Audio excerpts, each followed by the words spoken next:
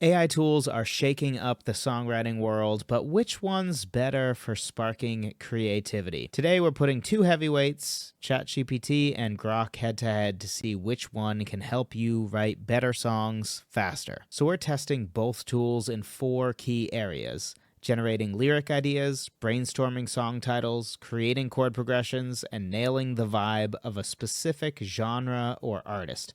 And by the end, you'll know which one is worth your time or if you should use both. And stick around because I'll share my final verdict on which tool I'd recommend for songwriters like you. Okay, so first up, let's see how these tools handle generating lyric ideas. Not full lyrics, but concepts, lines, and even metaphors or symbols you can use to craft your own unique song. So first we'll ask ChatGPT to give us 5 lyric ideas or metaphors for a song about overcoming fear. And then we'll ask Grok the exact same question with the exact same wording. Okay, so ChatGPT came up with dancing with the shadow, breaking the mirror, firewalk, unlocked cage, and storm inside a teacup. And it also gave an idea of how we could use that actual symbol, and it also gave us a possible line, I suppose that last part is. So to me, all of these are thoroughly okay. Really, this is a decent starting spot, though. Honestly, you really shouldn't expect that you just give a prompt like this to AI and it just comes up with something really great. Probably is more likely to come up with something that sparks an idea in you so that you can get to something great that you might not have thought of before. So for instance, I kind of just straight up hate number 5, storm inside a teacup. Everything about that sounds like really lame and also trying way too hard at the same time, which is like the worst combo. But if you think that there's potential in that idea, whereas I don't, admittedly, I don't like that at all. But if you like it, or maybe just the concept of using a teacup is something that you're like, oh, wow, I never would have thought of that. I can speak for myself. I certainly never would have thought of that. Now, in this case, I never would have thought of that, and that's okay because I don't like it. But that's one area where going to AI can be helpful. It might give you an idea that you just wouldn't have thought of yourself. So we might choose to do a follow-up with both of these. But for now, let's just try the same exact prompt with Grok. So both of them like shadows and breaking. We got chasing shadows away instead of dancing with the shadow. I guess I like dancing with a shadow better. I don't love either of them. Shadow is one of those interesting words that is an awesome word, but it kind of is overused so that it usually sounds like it's trying too hard. It's kind of like dragons. Dragons are super cool, but also it kind of feels like they're trying too hard. Like if there's a sports team called the Dragons, it actually comes across as lame most of the time, even though dragons are objectively super cool. Shadows is kind of in that same department for me, where like hard to pull off shadows in a song title or in a symbol in a way that feels not like it's trying too hard. But regardless, for the first one, I'll give the point to ChatGPT. Second one, breaking the mirror versus breaking the chains. I mean, breaking the chains is super pedestrian, I'm not gonna lie. So I guess I'll give the nod to ChatGPT on that one as well. Sailing through the storm, I like the metaphor of sailing through the storm, but it also is, I'm always going to be biased towards anything with the ocean, and I'm not a fan of Firewalk. Yeah, I'll give that one a tie. I don't love either of them. Firewalk is more different. Sailing through the storm, I personally like better. Unlocked cage versus climbing the mountain. I mean, unlocked cage is more different. Climbing the mountain is kind of, it's one of those where like the idea is good, but I guess technically we asked for lyric ideas or metaphors. So the wording of the metaphor isn't necessarily that important. It's just what the metaphors are. It seems to me like ChatGPT kind of leaned towards also making it something that could be a song title or sounds different in and of itself, whereas Grok was just like, I'm going to give you exactly what you asked for. So storm inside a teacup, as I said before, really don't like it. Fire in the dark is fine. So overall, on this one, I guess I'll give the nod to ChatGPT just because I feel like it just went a little bit away from the most typical stuff. Like fire in the dark, climbing the mountain, sailing through the storm, breaking the chains, chasing shadows away. I mean, probably all 5 of those are things that most of us would think of when we're thinking about overcoming fear. None of them are really pushing the boundaries too much. But let's do a follow-up with both of them to see if we can get something a little bit better.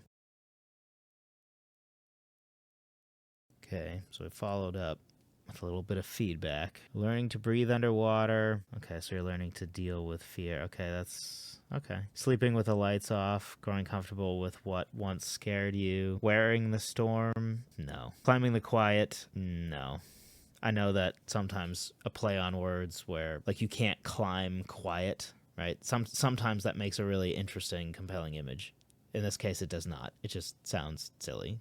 Climbing the quiet. That's like saying climbing happiness. It just feels wrong. Outgrowing the ghost. Fear is something that haunted you but doesn't fit your life anymore. Okay, that one's maybe onto something. Let's ask basically the same prompt to Grok, but we'll stick with going with the shadow ones to make it as similar as possible.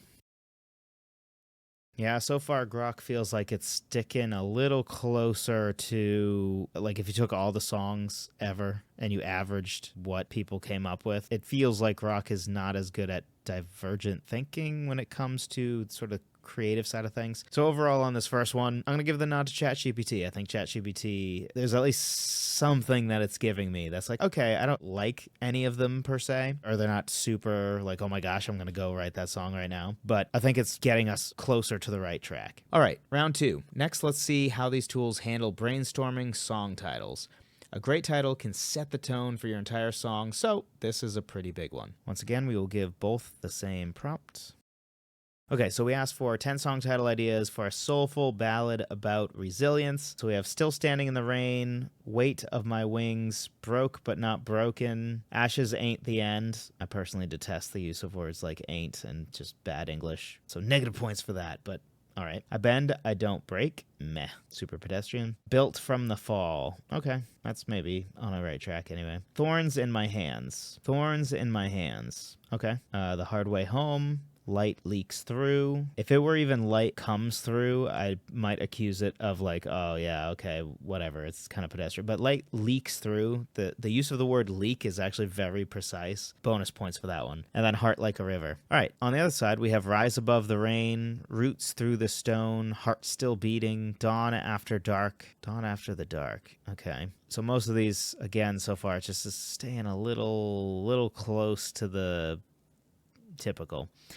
Wings from the Wreckage. Okay, points for the use of the word wreckage. Standing in the Storm. Tides of Time. No. Scars into Stars. No. Keep on Climbing. Okay, once again, I'm not going to lie. I'm going to go with ChatGPT on this one. And by the way, this is coming from somebody that at least when it comes to these tools, otherwise, I do actually use Grok more. I'm a little surprised. ChatGPT, I think, is coming up with just stuff that's a little different. And I also appreciate the follow-up question that it gives us. Grok didn't do that, which is fine. We didn't ask for it. But this is a good follow-up prompt, right? Poetic, gospel-inspired, modern R&B, or a mix. So if you saw that question, you might be prompted to say something like, I'd lean more towards poetic, let's say.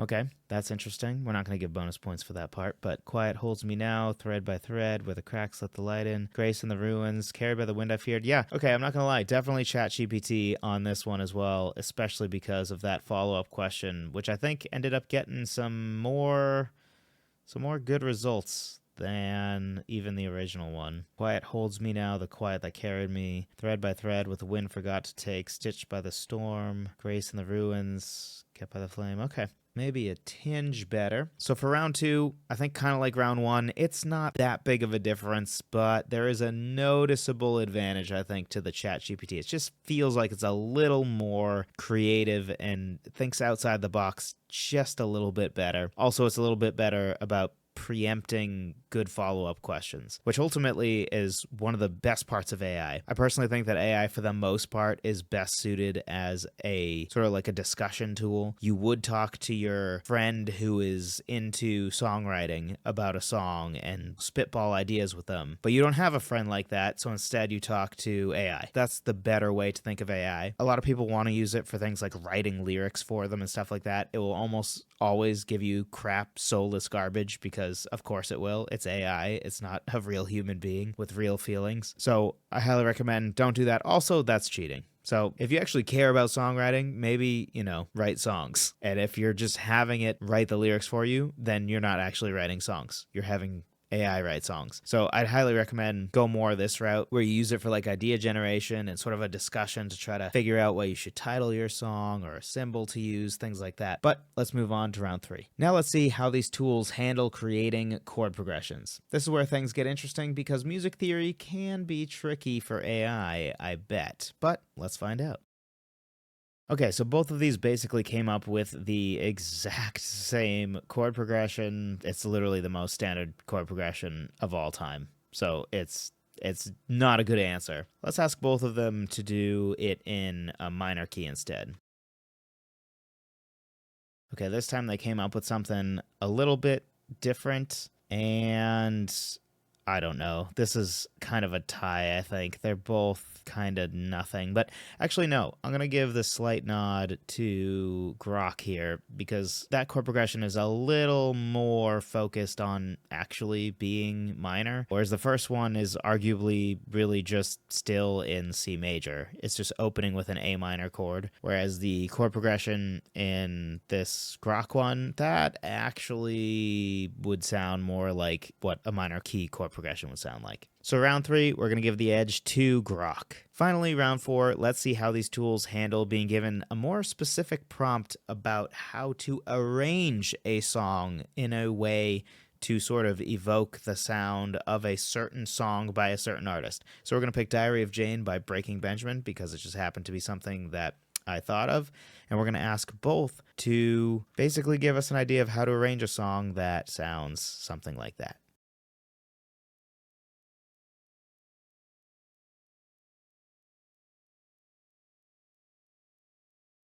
Wow. So on this one, this is the biggest divide in the amount of information we got from the same prompt. We have just way more information just across the board from Grok. More information doesn't necessarily mean better. Let's take a quick look through to see which one is a little bit more helpful for what we're driving at, which is that we want to arrange a song that sounds like Diary of Jane by Breaking Benjamin. So right off the bat, I like that Grok is starting with rhythm guitars over drums, which is what ChatGPT starts with. This may seem like a minor thing, and it is a minor thing, but honestly, when we're talking about Breaking Benjamin, you have to start with the guitars. This is a hard rock band, right? So the guitars are the thing. Let's compare what it says. Both of them say, yep, use a down-tuned guitar. That is good advice. And then ChatGPT says palm muted chugs, octave riffs, and open string power chords. That is definitely good advice for Breaking Benjamin. But we also get that sort of thing for Grok, and then Grok gets more specific and says what sort of things you should do with the guitar per song section. So it talks about what to do differently in the chorus versus the intro and the verse. And then it talks about doubling and tripling the guitars, pan 2 tracks hard left and right for stereo width. It's even going into some arranging and mixing things here. And we skip this whole gear tone tips. Like this stuff is gold. We didn't that's definitely a part of what we would need to figure out. Yeah, so far, man, Grok wins by a good amount on this one. I mean, just look at the amount of information that Grok gave us compared to ChatGPT. Like that's it for ChatGPT. Is just that. This goes forever, which maybe you could accuse it of too much information, but honestly, this is great. It's giving you most of the stuff you would really want right away, which is fantastic. And it does give tips on vocals. They both talk about song structure and a little extra detail again. 8 to 16 bars, 8 to 12 bars, and that doesn't happen in ChatGPT. Now again, never ever ever just go by, oh AI told me to do 4 bars for the pre-chorus and the chorus is 8 to 12 bars, so I'm just going to do that. Don't use it that way, right? This is just for an idea. If you want to write a song that is vaguely Breaking Benjamin or vaguely, I don't know, Taylor Swift or whoever you want to sort of match, you want to be able to ask, hey, how do I just kind of evoke the vibe of this one song or of this artist? And the information here in Grok is really, really, really good. And it even talks about production tips like mixing, mastering. Oh my goodness, it even gives you mastering advice, which is going to be super helpful if you're mixing and mastering your own music, which most people at this point are. You probably most likely are. For the record, I highly recommend you record your own music in high quality, but then you outsource the mixing and mastering, just because an actual mixing and mastering engineer are just way, way, way, way better than the rest of us at that. It is a waste of time to pay to record in studio for the most part. It is not a waste of money, and certainly not a waste of time to have somebody else mix your song, just as a side tip. But yeah, this one, I'm definitely giving to Grok. And I'm not going to lie, this is worth like even more points in a way, because this is the first butt kicking I've seen. Grok is just crushing it here. Even these additional tips, inspiration from the source, go listen to the song and then listen to the acoustic version for contrast. That is fantastic advice. That's great advice, because the contrast is going to allow you to sort of pick out what the differences really are. It's also cool that though we didn't ask it to, it did keep in mind the stepping past the shade and sort of the other things that it had we had talked about with it before. Now, in this case, I don't actually want that, I suppose, but this is kind of like, you know how I said earlier that essentially the way we should view AI is as if it's your friend that's always there that you can just spitball ideas with, because it's very fast at doing it and very good at doing it. This is a great example, right? If you're sitting with your songwriter friend, first they would probably give you this advice, which is great advice, but also it is like a real human, in that if we were just talking about song title ideas and all that sort of thing, I might say to you something like, oh yeah, you know that song title idea we were just talking about? Actually, you could use that to match with this, because you already were talking about resilience or overcoming fear, and this kind of fits with the obsessive, desperate tone in Diary of Jane, right? Like that's the kind of stuff that we really want to see. So, final verdict, I suppose, is it is 2-2 in the end. I think for arranging, I definitely would go with Grok. That was a butt whooping. That was a huge difference. Then when it comes to songwriting ideas and lyrical ideas, it seems like I'd give the nod to ChatGPT. So if I were to do some songwriting after this, probably I would just keep up both and ask both the same prompts, and of course test this out more. But as of right now, if I had to just choose one, when it comes to lyric ideas, I'd go ChatGPT. When it comes to music ideas, I would definitely go with Grok, especially if we're talking about things like arrangement, which, by the way, I found if there's one thing that I actually use AI with pretty consistently when it comes to songwriting, one is to sort of just discuss ideas and figure out some words that maybe connect with, like, you know, I want to write a song about this. What are some words that kind of evoke that feeling? Things like that it can be helpful for. I used to use relatedwords.org for that. Now I use a mixture of relatedwords.org to sort of get a bunch of words that kind of evoke the same feeling, but I also use AI for that sometimes. And then the other thing that I really use it for is for arranging ideas. I found that particularly helpful. It's really good at going out there and figuring out, oh, well, you want to get more Hans Zimmer sound in your rock music? Consider using brass. What do you want to evoke? Do you want to evoke Inception era Hans Zimmer, or do you want to invoke the Gladiator era of Hans Zimmer? Things like that. So just as a last thing, just be really careful about how you use AI. Don't use it to just do your work for you. Instead, use it like a collaborator. Like you are a solo songwriter, but once in a while it would be nice if you had a collaborator. Well, you can have a collaborator that's available to you 24/7 in the form of AI. So be sure to take advantage of that. And like I said earlier, no AI is going to help you write actually good lyrics. So if you want help breaking lyric writing down into smaller steps that actually allow you to repeatedly write lyrics that you can actually be proud of, that actually speak to the heart, be sure to check out my free 6-step lyric writing checklist. It breaks down lyric writing into, you guessed it, 6 steps. They're smaller steps, so that's more easy to complete, and it helps to sort of break up the lyric writing process, because it's way too hard to just demand of yourself, write brilliant poetry off the top of your head. That's a great way to fail. Don't want to set yourself up to fail. A large portion of not failing in that area is simply breaking it up into smaller steps so that you can get to the end result that you want, but in smaller steps, because if you skip steps, that's where it becomes too heavy of a lift and you're just staring at a blank page, getting writer's block, not knowing what to say. We want to avoid that problem, so be sure to check it out. songwritertheory.com/lyric checklist. Thank you so much for watching this video. I appreciate every single one of you. And let me know, by the way, if you want more AI songwriting videos. But I'll talk to you in the next one.